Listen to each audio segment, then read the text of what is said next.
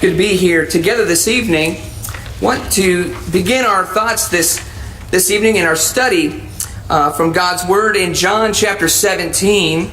You would turn in your New Testament to the Gospel of John chapter 17, where there is a profound prayer that was offered by Jesus as He is beginning to prepare for the ultimate sacrifice, as we talked about that idea this morning. That He truly sacrificed so much for us, and we are called to be the living sacrifice for Him. We want to kind of continue on that mindset of being a living sacrifice and kind of gear it towards the idea of being united, that we really have to sacrifice a lot of ourselves and a lot of our preferences to maintain the kind of unity that Jesus prayed that we would glorify God with.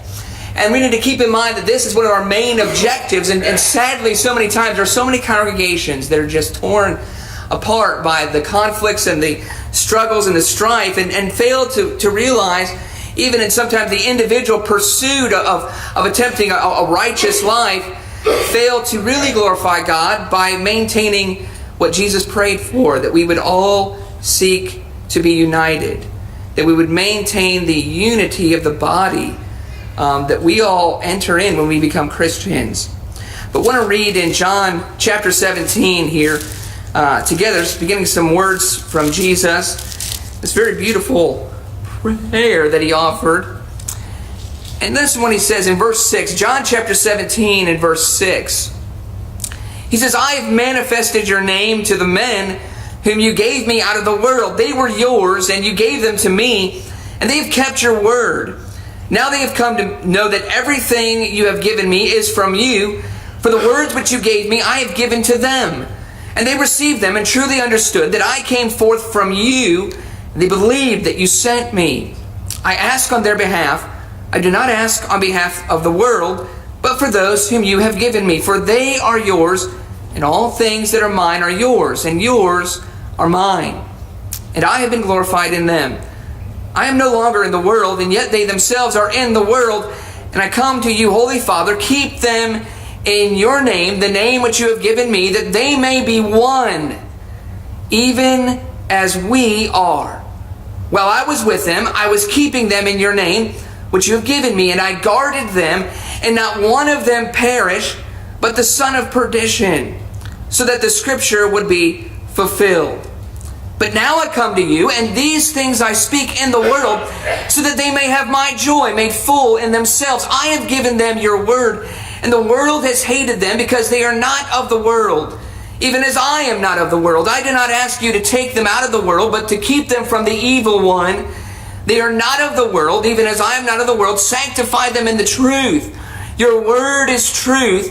As you sent me into the world, I also have sent them into the world. For their sakes I sanctify myself, that they themselves also may be sanctified in truth. And so two things I want to just point out from this get-go of this prayer that Jesus offered. One was that the overall thoughts that He had that we would be able to enjoy and be blessed with as Christians is the idea of all of us enjoying the blessings that we have as individuals on a glorified state of togetherness, a unified body of believers. That each individual comes to God individually repenting of their own sins, individually confessing that Jesus is the Christ, individually accepting the truth of the God's Word, but that ultimately we become this body of believers that are kind of glued and fastened together. At least that's the image, that's the idea that Jesus had. That's what the intent is, that when God gave His gospel through Jesus Christ, was that all people, when they came to Him, would be joined to be this unified, glorified body of believers that worship God together and enjoy our blessings together and go out and work in His kingdom together. And it's interesting, He says that one thing that He prayed for was that we would be kept from the evil one, be kept from he who is in the world. And I would suggest that, well, there are many things that we need to be watching out for that are in the world. In this context, I would suggest the thing that we need to keep in mind is that individualistic mindset that is in the world. That's something that Jesus was trying to be mindful of, that sometimes it corrupts the intentions that Jesus had for the church, is when we as individual Christians think too much of ourselves. We think so much of our own abilities, or so much of how great we are, or how much we might be needed on an individual level, and forget to look at how we fit as a unified body, a collective body, sharing with others and growing together with others and depending on others. I would suggest that when Jesus said we need to watch out for Satan in the world, He's teaching us that we need to be distinct in the attitude of Jesus, who was always selfless, who always sought to look for the better of others and saw how He could boost others up and help encourage others, and never from an individualistic mindset. Turn over to Philippians chapter 2, where Paul urged his brethren there that they would also develop this attitude, this mindset that was in Jesus. It's not in the world, but it's preferably in Jesus and distinct in Jesus. Notice this language here in Philippians chapter 2, verse 1. He says, "Therefore, if there is any encouragement in Christ, if there is any consolation of love, if there is any fellowship of the Spirit, if any affection and compassion, make my joy complete by being of the same mind." Now here's this idea of being unified. We're to be of the same mind. What's this same mind that makes unity possible? The same mind is that we all need to serve each other. We all need to realize how important each one of us is to the sacrifice of our own individual wants and our own individual cares and needs. Turn to verse 2. It says, "Make my joy complete by being of the same mind, maintaining the same love, united in spirit, intent on one purpose. Do nothing from selfishness or empty conceit, but with humility of mind, regard one another as more important than yourselves." And when we do this, I want you to go back to John chapter 17 and kind of finish that thought as he kind of takes a little detour of this idea of unity. And he says, now watch out for Satan. Watch out for the spirit of the world, because the spirit of the world is all about individualistic expression, individual pursuits, individual success, outside of seeing how one kind of fits together and humbles himself and sacrifices their own personal needs for the betterment of a glorified body. This is what was in Christ's mind. And notice what he says. He finishes his thought back to John 17, verse 20. He says, "I do not ask on behalf of these alone, but for those also who believe in me through their word, that they may all be one.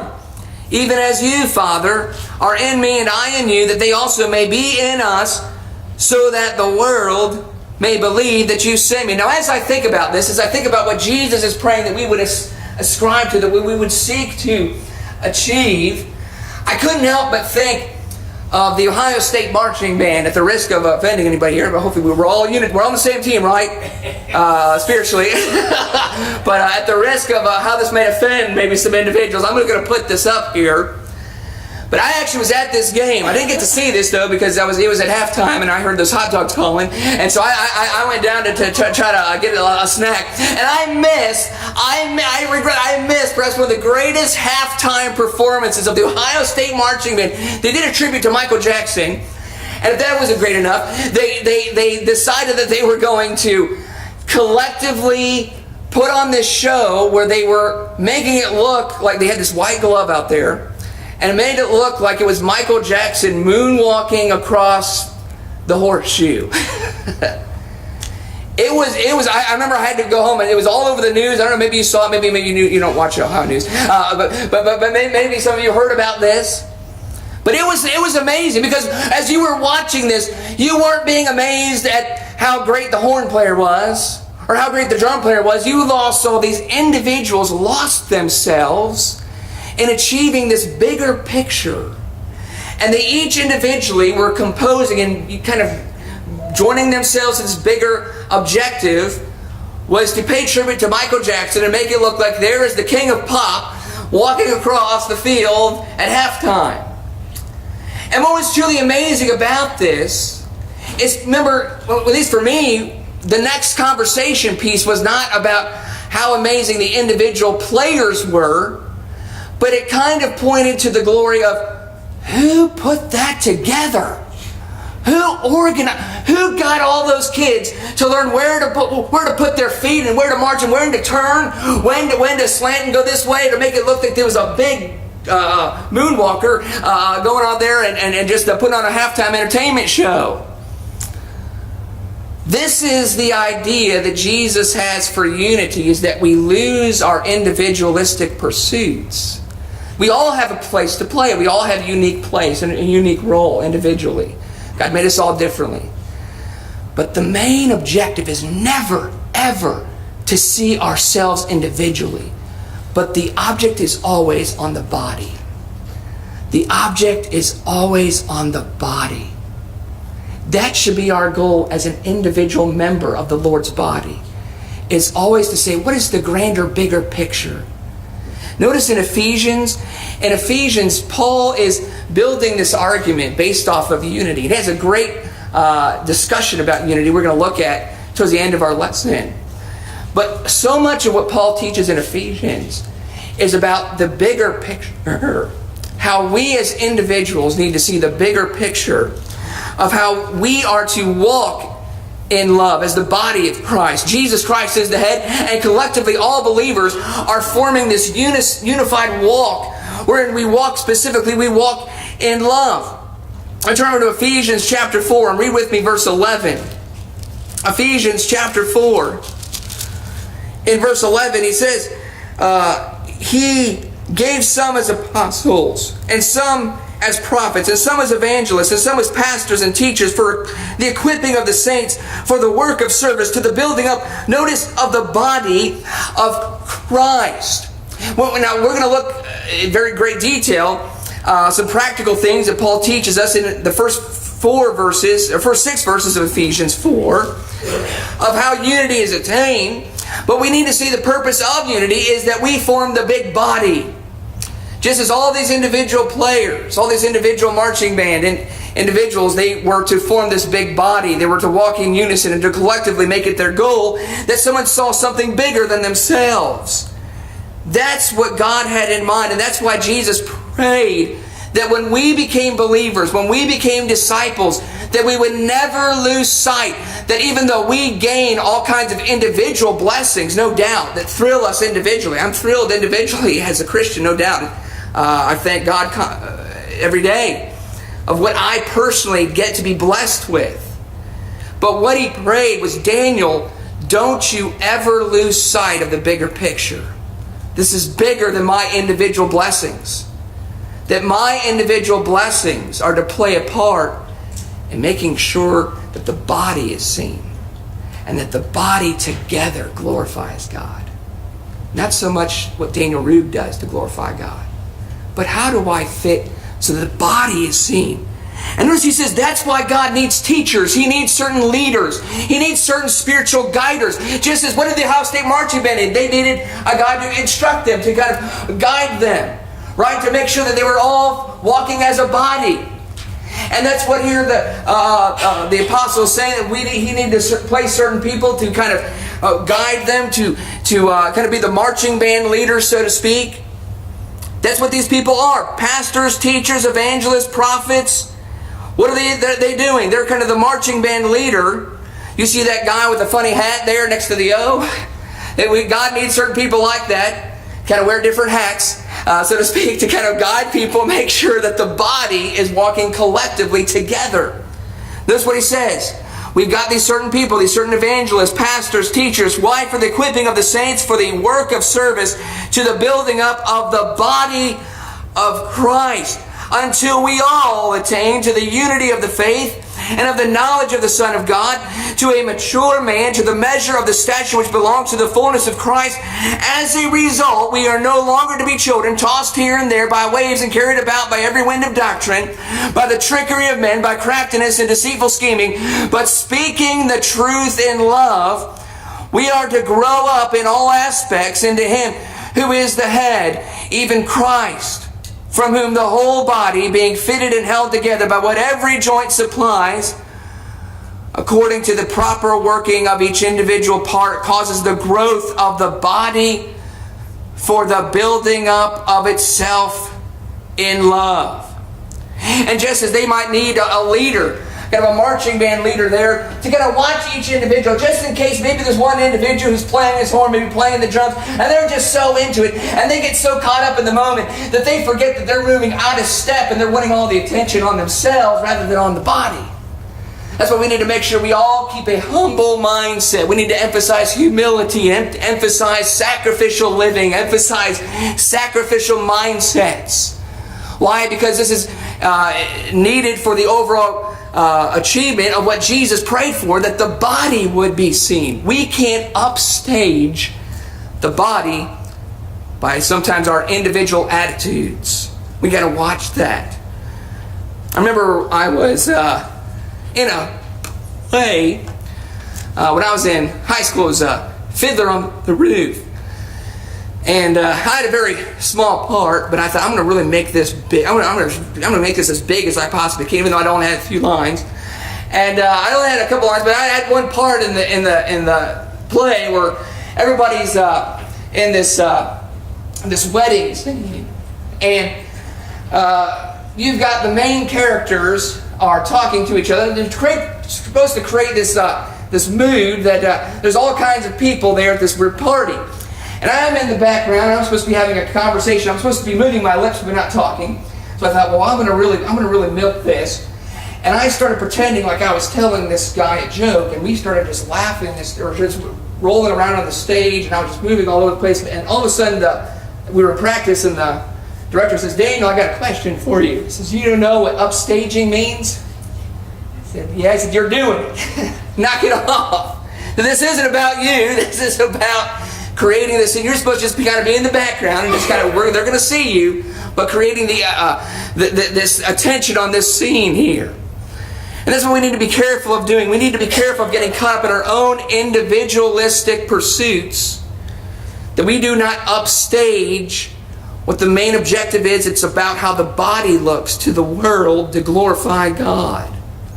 We need to work in unity, to work together. Let's just look at a couple other passages that emphasize the idea of the body of Christ. This is all about walking a certain way, that we are to walk ultimately in love. And the only way we can walk in love is for us to be united. Everybody be on the same page. Notice there in Ephesians chapter 5, when Paul kind of finishes up his discussion of unity, and he kind of brings it over into this next section. In chapter 5, he says, well, what's the goal? What's the goal of everybody being on the same page, being unified, emphasizing the body and not individuals?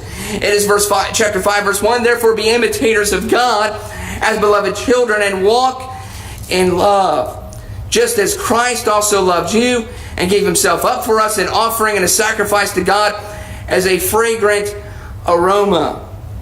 So while all these individual band members, they were supposed to make it look like they were moonwalking, we were to make it look like we are working together in love.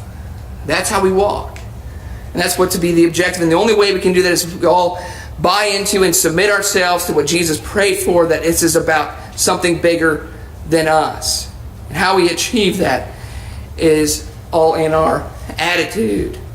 We need to also keep in mind that the main objective for being unified, being joined together, is this is all to bring glory to God. Bring glory to the ultimate director, not to ourselves. Turn to 1 Peter chapter 4. 1 Peter chapter 4. Let's start in verse 7. 1 Peter chapter 4 verse 7 says, "The end of all things is near.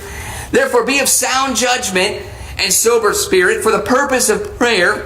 Above all, keep fervent in your love for one another, because love covers a multitude of sins.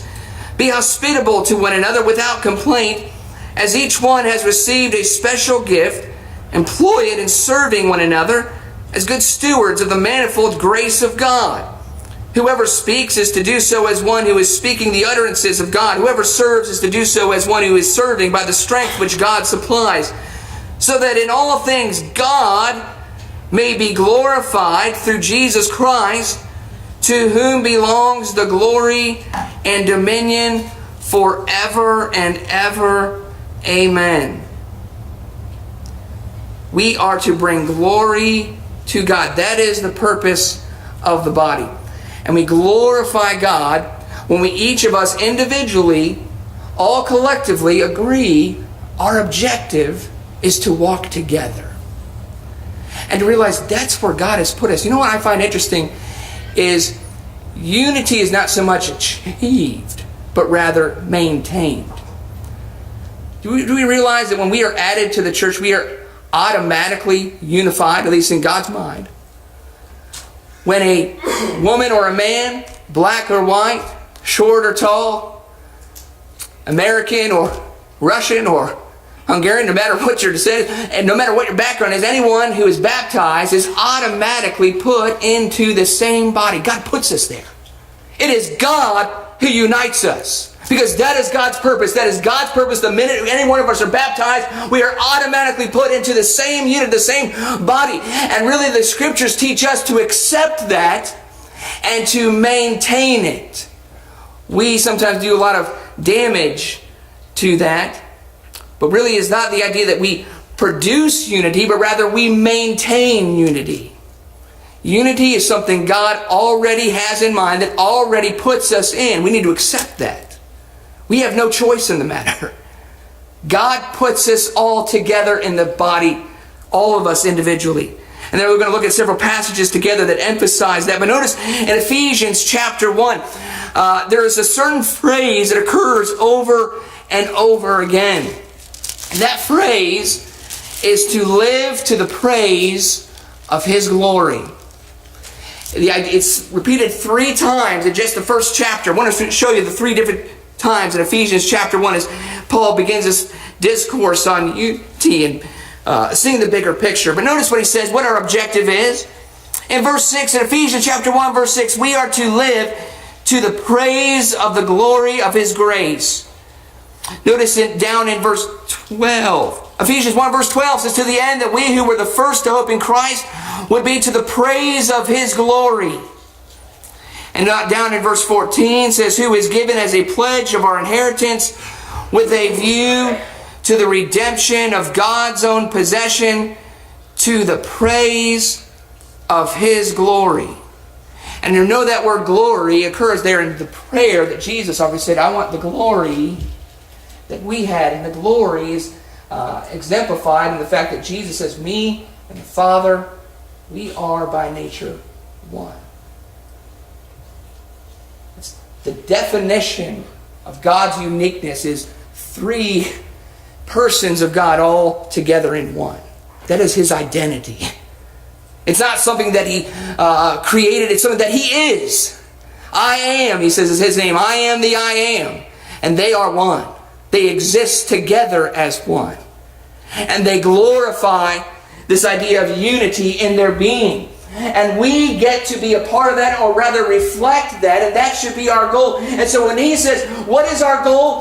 To be to the praise of the glory of God, we all need to buy into, and on individual terms, that I am in this as a member of the body of Christ, and we are to work together. We are to maintain it, and to glorify it, and uphold it, accepting it, and meeting our individual responsibilities to maintain it. But this is the idea. Turn over to 1 Corinthians chapter 12, where he emphasizes the idea that unity is something that really exists from the minute I rise up out of the waters of baptism. It's really my choice to continue to be taught by the Spirit of Christ to maintain and live in acceptance of this. Or will I be like the minds of the world? Will I allow Satan to corrupt my mind? And will I allow temptations to unravel that unity, and I become more individualistic in my pursuits and more individualistic in my own opinions and in my own pursuits, that I'm willing to sacrifice unity so that I get my way, or sacrifice unity so that I can be seen above anyone else, or sacrifice unity so that I receive more of the praise of the glory than the body that is ultimately to glorify God in unity. But notice what he says there in 1 Corinthians chapter 12. In verse 12 he says, for even as the body is one, and yet has many members, and all the members of the body, though they are many, are one body, so also is Christ. For by one Spirit we were all baptized into one body, whether Jews or Greeks, whether slaves or free, and we were all made to drink of one Spirit. In other words, all our titles of distinctions are obliterated the minute we rise up out of the waters of baptism. We either accept that or we sin against it by trying to maintain that individualistic pursuit as a Christian, seeking to get my own way or be seen in my own individual way. We individually need to humble ourselves for the sacrifice of making sure that we fit together as a unified body. And that's what he's emphasizing here. Notice in verse 14. 1 Corinthians chapter 12, verse 14. For the body is not one member, but many. That is the identity of the church. The identity of Christ is oneness. We need to realize we have entered into it, and we need to maintain it by allowing our mindsets and our attitudes to be shaped by the attitude of Jesus. That's why Paul said it was so important that we have the same mindset as Jesus, because that's what allows us to maintain this unity. Notice what he says in verse 17. If the whole body were an eye, where would the hearing be? If the whole were hearing, where would the sense of smell be? But now God has placed the members, each one of them, in the body, just as he desired. Just as he desired. If they were all one member, where would the body be? There is no body when we allow Satan to tempt us to pursue individual pursuits outside of trying to see that the body is working together. And that's what gets the glory. That's what glorifies God, is our togetherness. And we have to lose our personal identity in that. That's part of giving ourselves up to Christ. It's no longer us who lives. Remember Paul saying that it's no longer I who live, but Christ lives in me. That mindset was I'm now sacrificing my individual titles and achievements, that I work for the body. And I am doing things for the sake that the body is seen, and walking together in love. And ultimately, this is to bring the whole world's focus to the head. Just as when everyone was amazed at the image of all of those kids marching on the field, all of the talk was on the choreographer. For days, people interviewed the choreographer, said, how did you get all those people together? How did you do that? All the attention was, it glorified someone who had the skill and the ability to manage all that. And that's what this is about. Because only God, only someone with his power and his influence can cause people from so many different backgrounds, so many strong opinions, so many personal differences, to give those things up for the sake of the body. Only God could possibly cause that to happen. To cause, whether they be Jews or Gentiles, whether they be black or white, whether they be anything. But this is to glorify God.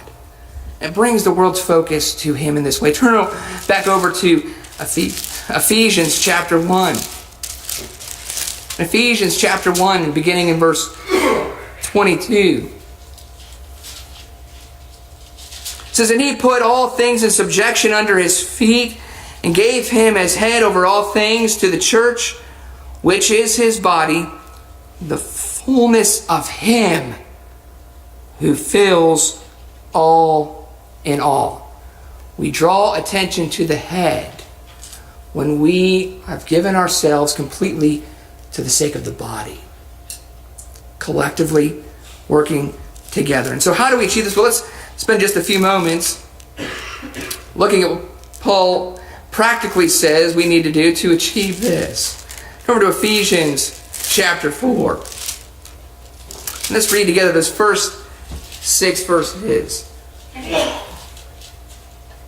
Ephesians chapter 4 verse 1 says, therefore I, the prisoner of the Lord, implore you to walk in a manner worthy of the calling with which you have been called, with all humility and gentleness, with patience, showing tolerance for one another in love, being diligent to preserve the unity of the Spirit in the bond of peace. Notice again what I said, we do not attain unity, we preserve it.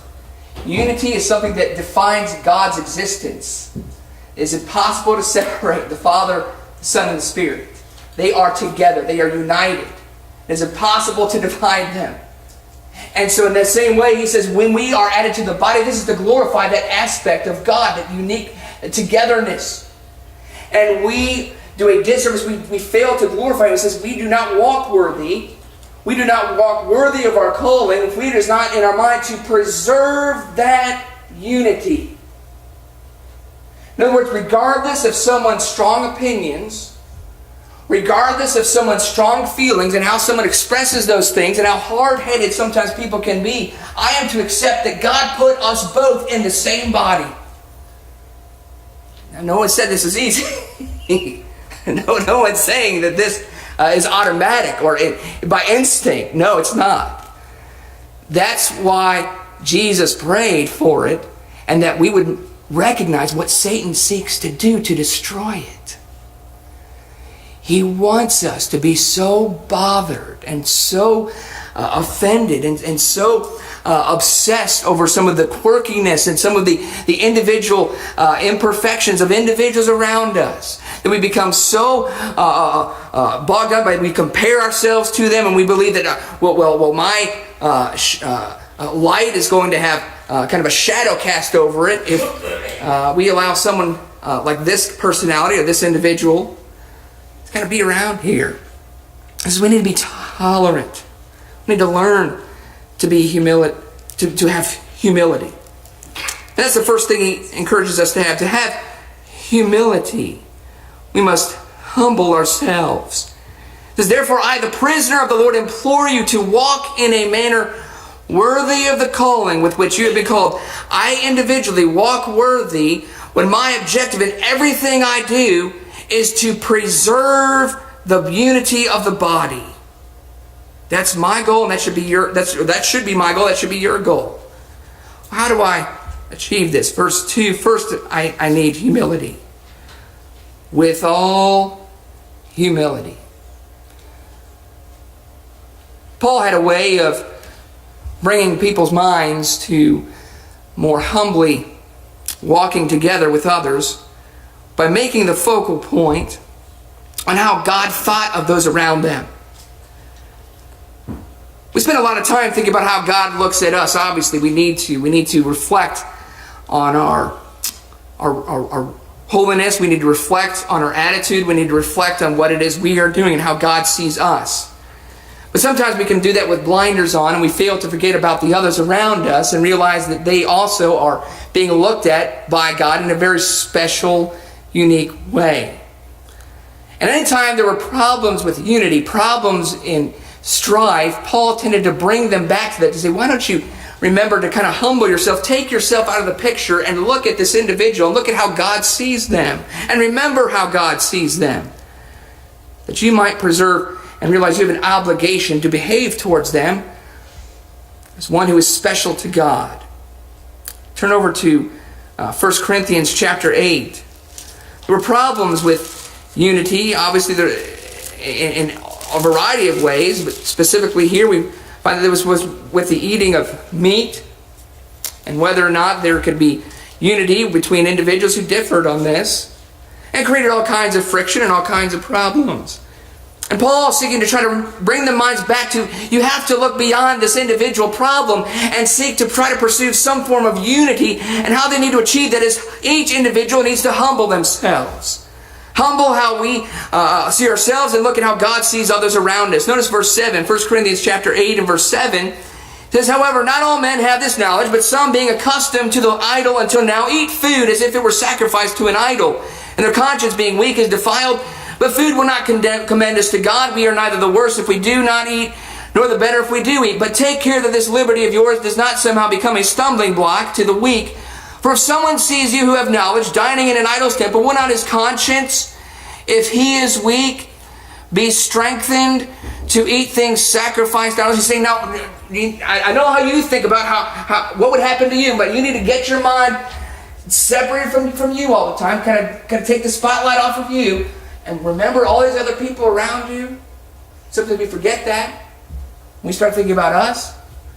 Remember all these other people and think about how they might think, and why do we need to think what their consciences are thinking. In verse 11 he says, For through your knowledge he who is weak is ruined, the brother for whose sake Christ died.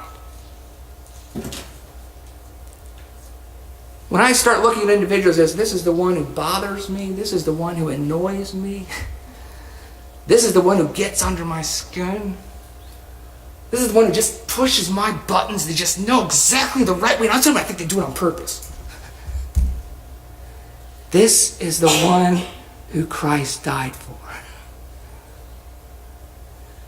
Because too often it's the other way around. Christ died for me. Yes. But we also need to take that step out, remove ourselves and see the big picture and see Jesus died for everyone as well. We need to see others that way. Remember over in James chapter 3 and verse 9, when we're tempted sometimes to talk down about other people, to do things with our tongues we should not do, whether it's gossiping or just backbiting or just downgrading individuals. Just be careful how we talk about each other. And how do we do this? He says, remember, this is the one whom God created. This is the one who is made in His image. And let's not degrade those because of how they made us feel. And be cautious of that. In James chapter 3 and verse 9, it says, with our tongues we bless our Lord and Father, and with it we curse men who have been made in the likeness of God. They reflect also His image. So we need some humility. We need to humble ourselves and see others as being very important and need to respect how God sees them. Let's go back over there. Now, this humility is necessary for the next few other descriptions. They're all kind of uniquely separated, but they all form a big picture. I think that's easy for us to see when we put it all together. But we need humility. Back there in Ephesians chapter 4, verse 1, therefore I, the prisoner of the Lord, implore you to walk in a manner worthy of the calling with which you have been called, with all humility and gentleness, with patience, showing tolerance for one another in love. I kind of lump all that up with, you got to learn to put up with people. As much as it sounds odd maybe speaking about our brethren, because people need to learn to put up with me, I know that. We need to know how to put up with one another. As we need to be realistic. And I know I fail to do that at various times. I'm a very optimistic, maybe naively optimistic at times. I want to see everything as rose-colored. There's always a possibility to look at things positive. There always is. There's also the reality that some people just are sometimes in a very bad mood. Sometimes people are hard to get along with.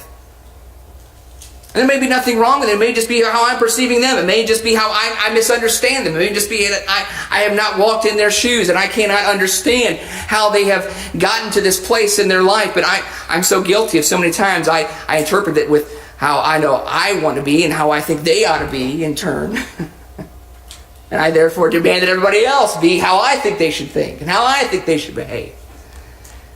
This is with humility. We need to pull ourselves out of that and realize that everybody is unique. Everybody is different. We don't always express ourselves in the same way. It may cause friction at times. But how do I walk worthy in those situations? To maintain unity. And I need humility first. And I need this gentleness, which is really being long-suffering, with patience, forbearing, showing tolerance for one another in love. And you know how practically He tells us how we learn to do this? In our family life, in our social situations. Because God is training us to learn how to maintain unity in the husband and wife relationship. We have to be able to kind of put up with each other to stay together. We really have to. I know Beth, I kind of lost track of the number of times we used to joke in the first few months that we were married of how many times Beth said, I can't believe I married you. I think I'm still keeping track, but I think I've decided to stop because it's depressing. But one of the things I know she's often said, it's a good thing I didn't see you eat chicken before we got married. That would have been a deal breaker for me. I don't know if there's just bone and meat flying past my ears and I just maybe need to put a bag over my head when I'm eating the chicken. But she said, yeah, I'm glad I didn't see you better be thankful I didn't see that before we got married. And a variety of different things we learn about each other. But notice as Paul makes his way from the bigger picture of the spiritual identity, he breaks it down into just practical life. And he talks about marriage. Wives, respect your husbands. Husbands, love your wives. Children, obey your parents. Fathers, don't exasperate your children. Even children have to look past the imperfections of their parents to respect them, don't they? Children have to look past the weaknesses and the imperfections of their parents to obey them. And parents have to look past the things that may annoy us about our children. At times we don't exasperate them, demand too much of them, and that we train them up patiently. We have to learn to do that. In a society, we have to learn to do that. It says, slaves, obey your masters. Masters, treat your slaves with kindness. What does all this mean? This is training us, because this is what God demands of the church. We need to learn these things first in our family relationships as sons and daughters and brothers and sisters, husbands and wives, co-workers. Because if we don't learn it there, we won't be able to replicate that in the church. Maybe a lesson for us that if I'm having trouble being able to see and have unity with brethren, maybe I need to look first at some of these other areas of my life and try to get hold of that and see where I can grow in those areas. But I just want to emphasize that, and I find that interesting, and sometimes I forget this, and I need to be reminded of this. We do not achieve unity. It's something that God is, and it exists by nature, by default. We're all added into the same body. And we need to accept that and humble ourselves, and then have the mindset that says, I'm going to preserve that, and that's going to walk worthy of the Lord and glorify Him. And to do otherwise is to sin and to degrade that prayer for unity that he had. It's difficult, but we can learn it through how we grow in our marriages and how we grow in our family life. And the more we can learn it in those areas, the better we will be as spiritual brethren. Let's get our hymn books open and turn to the hymn that's been selected as a hymn of encouragement.